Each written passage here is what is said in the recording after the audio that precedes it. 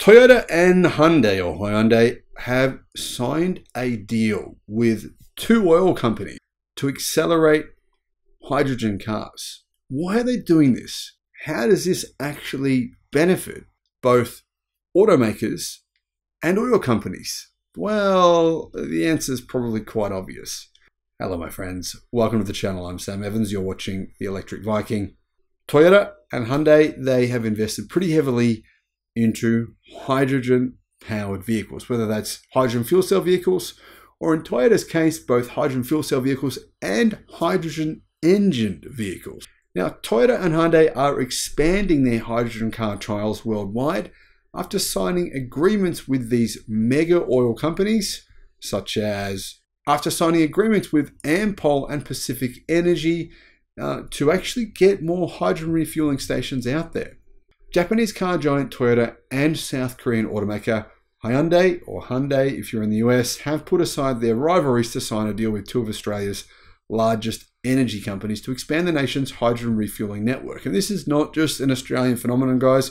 This is actually happening in numerous countries worldwide. However, the two car companies have formed an agreement with Ampol and Pacific Energy to find viable ways to ramp up the number of hydrogen stations around, which for now is only a couple in the entire country. Both the ones that we have right now here in Australia are actually the Toyota and Hyundai head offices, one in Canberra, one in Brisbane. So if you were to buy a hydrogen powered car here in Australia, and you can, and some people have, there isn't really anywhere to refuel them.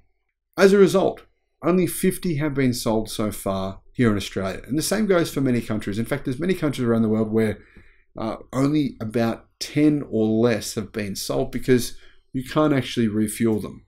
The memorandum of understanding between the two car giants and the two energy giants has been described as a handshake deal in writing because for now, there is no additional financial investment from any of the parties involved.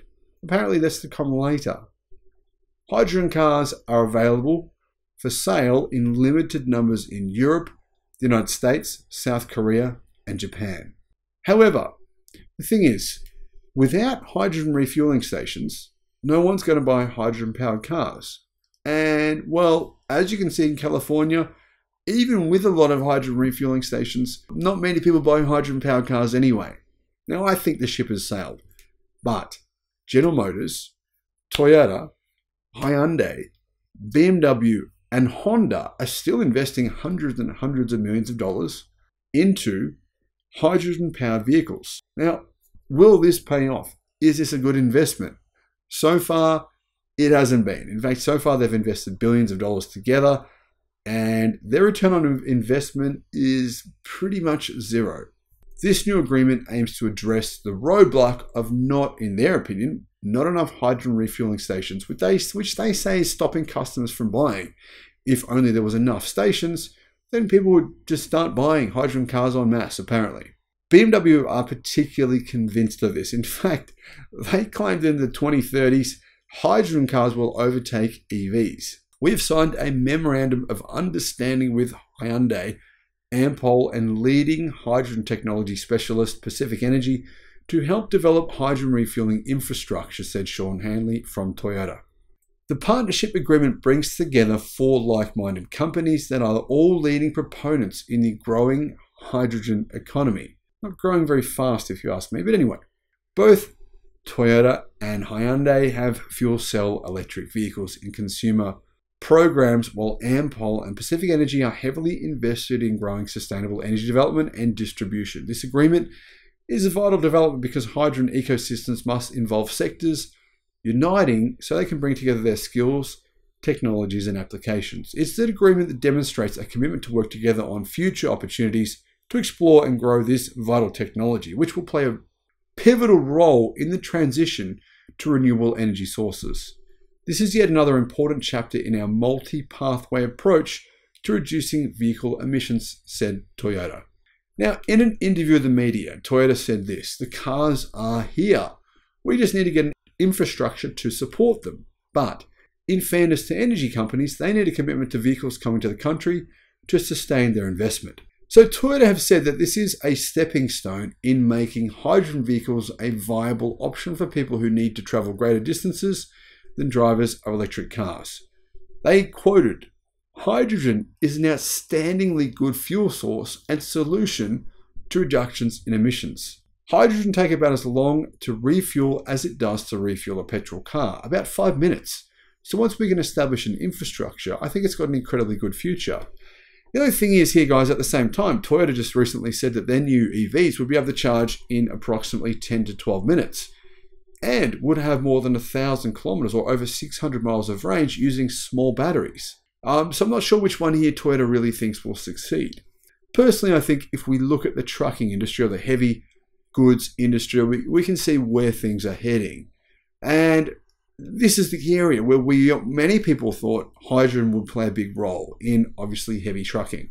However, all of the world's biggest trucking companies have invested and committed to investing billions and billions of dollars over the last month into it's not hydrogen, it's actually electric trucks. There is billions and billions going into it. Far more investment going into EV trucks or electric trucks than there is into hydrogen-powered trucks. So even that segment of the industry, which everyone believed would be too hard to electrify, is changing rapidly. Part of this could be the success of Tesla's Semi. They haven't sold that many so far, but its range shows that it is a very viable technology. And what that means is, in my opinion, hydrogen as an energy source for the transportation sector on land, possibly not shipping, that's a totally different segment, but actually on land, whether that's commercial cars or passenger cars or trucking, I believe it's dead. I don't believe it'll make any serious dent to the automotive industry in any way over the next 10 years. Now, keep in mind, one of the challenges here is even if you do install a hydrogen fueling station, there's no guarantee that anyone's going to use it. I mean, for example, there are quite a number of hydrogen fuel refueling stations in California, but each one of them is only capable of actually filling 50 cars. So after 50 cars have come through and filled up their tanks of hydrogen, the station has no fuel left and you need to get another delivery. Pretty poor investment if you ask me.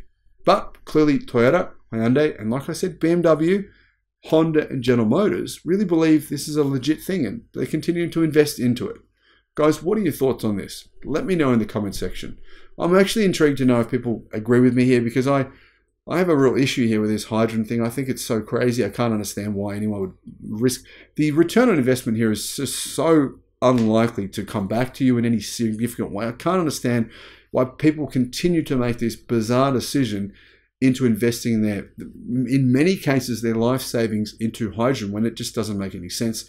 But maybe there's something I'm just not seeing. Let me know if there is in the comments. Thank you for watching. Bye-bye.